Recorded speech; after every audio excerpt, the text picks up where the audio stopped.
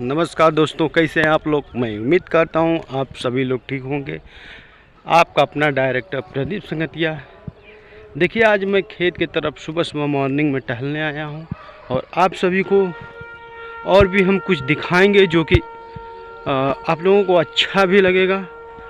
तो चलिए, हम अपने खेत की तरफ आ गए हैं। तो चलिए हम आपको दिखाता हूं हमारे खेत में जो कि बेहन डाला गया है, जिसको बिया बोलते हैं धान का। वो चीज़ हमें आप लोगों को दिखाएंगे।